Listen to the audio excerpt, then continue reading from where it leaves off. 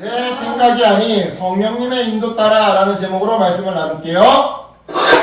오늘 본문 말씀에는요, 바울과 전도팀이 2차 전도 여행을 하고 있을 때 성령님이 그들의 생각과 계획과 가던 길을 막으시고 막으시고 다른 생각, 다른 계획, 다른 방향으로 인도하시는 장면이 나오는데요.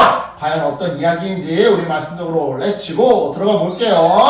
자, 오늘 본문 사도행전 16장에는요, 바울의 2차 전도 여행 초반, 바울과 전도팀이 복음을 전했던 3개의 지역이 등장해요.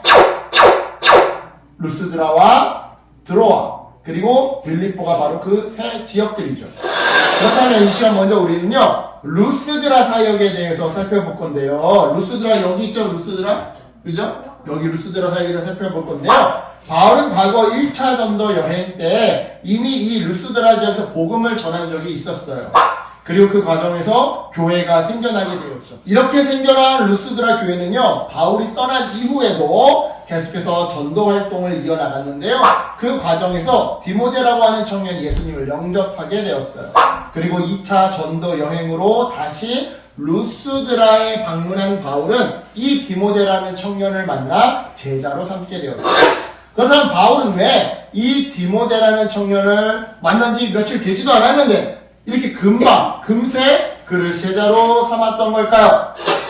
그 이유는요, 디모데의 혈통 때문이었는데요. 이 디모데의 어머니는요, 신앙이 좋은 유대인이었어요. 아버지는 헬라인이었지만 말이죠. 그 덕에 디모데는 어렸을 때부터 어머니로부터 유대교에 대한, 그러니까 기독교가 아닌 유대교에 대한 구약 성경에 대한 가르침과 신앙 교육을 받으며 자랐는데요. 이러한 어머니의 성경적인 양육 덕분에 디모데는 그곳에 사는 많은 사람들에게, 특히나 유대인들에게 많은 칭찬과 존경을 받았더랬어요. 그래서 바울은 이렇게 평판이 좋은 사람들한테 이 하마평이 좋은 디모데를 데리고 함께 복음을 전파하기로 마음먹었던 거죠. 왜요?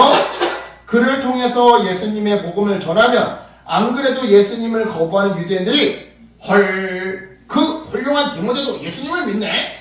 우리도 한번 믿어봐야 하나?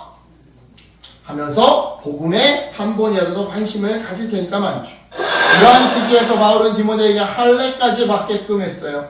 왜냐하면 당시 디모데는 아버지가 유대인이 아니었기 때문에, 아까 전에 아버지는 헬라인이라 그랬지? 그치? 아버지가 유대인이 아니었기 때문에 굳이 할례를 받지 않았었거든요.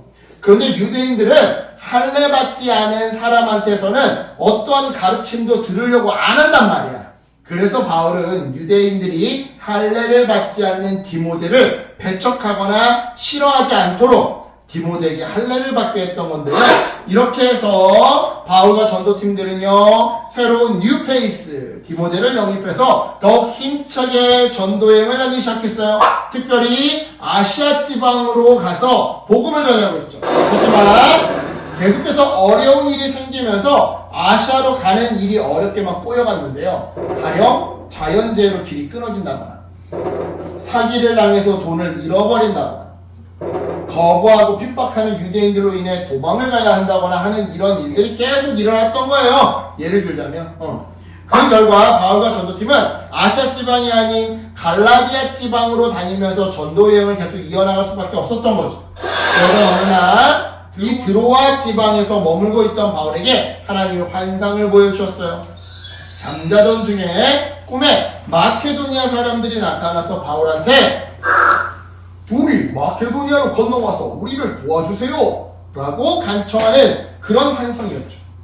이에 바울은 이게 정말 하나님이 보여주신 환상인지 아니면 그냥 자기가 자다가 꾼 개꿈인지 이걸 확인하기 위해 팀원들과 함께 토론을 했고요. 그 결과 팀원들은 이건 하나님이 보여주신 환상이 맞습니다. 아시아로 가는 길을 막으셨던 것은 우리 보고 마케도니아 지방으로 건너가 복음을 전하라는 하나님의 사인이었습니다 라는 결론을 내렸는데요.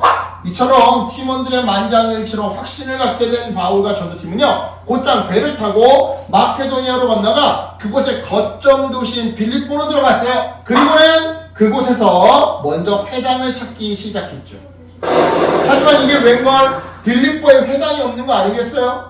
그래서 바울은 회당 대신 사람들이 모여서 미신에게 기도하는 장소가 혹 어디 있을까 하고는 주위를 둘러보았는데요.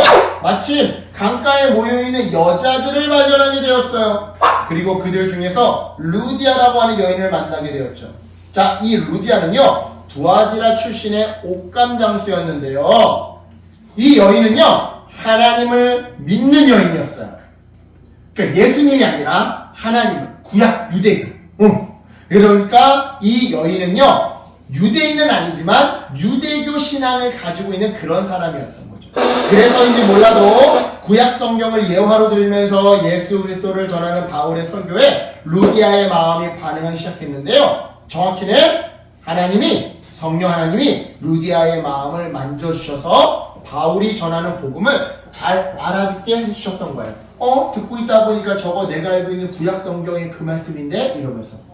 그래서 루디아는 자기 집안 사람들과 함께 침례를 받고, 지금 침례 받고 있죠? 물속에서 침례를 받고 바울과 전도팀을 자기의 집으로 모시게 되었던 거죠. 쉽게 말해서 루디아가 전도팀에게 묵을 방도 내어주고 침대도 내어주고 밥도 해주고 옷도 내어주었던 건데요. 이처럼 바울과 전도팀에게 하나님은요, 가는 곳마다 사람을 붙여주셨어요. 왜요? 바울과 전도팀이 전 세계에 복음을 전할 수 있도록 도와주시려고. 실제로 하나님이 붙여주신 디모데와 루디아를 통해 바울의 이 2차 전도 여행은 많은 열매를 맺게 되었는데요. 이처럼 여러분, 복음은요, 우리가 전하는 것 같지만 실상은 성령 하나님께서 전해 주셔요. 다시 말해, 우리 눈에 보이지 않는 영역에서 성령 하나님께서 인도해 주시고 사람도 붙여주시기에 그 덕분에 전할 수 있는 것이 바로 복음이더라 이 말이죠. 실제로 오늘 본문에서 바울과 전도팀은요, 자기네들이 원하는 곳에 가서 복음을 전하려고 했지만 성령께서 그 길을 이렇게 막으셨어요. 그리고 오히려 길의 방향을 바꿔 마케도니아로 그들을 인도하셨고, 덕분에 복음이 아시아 대륙을 넘어서 유럽 대륙으로 넘어가는 연결다리를 만들어 주셨죠. 이를 통해서 우리는요, 성령님의 인도에 절대적으로 순종해야 함을 배우게 돼요. 정말로 우리는 자기 뜻대로 살아가는 존재가 아니라 하나님의 뜻대로 살아야 함을, 성령님의 인도하심대로 살아가야 함을 오늘 본문을 통해 우리는 배우게 되더라 이 말이죠. 그래서 말씀드려요, 여러분, 비록 내가 하고 싶은 것이 있다고 할지라도요, 말씀에 순종해서 성령님이 인도하시는 대로 살아갔으면 좋겠어요.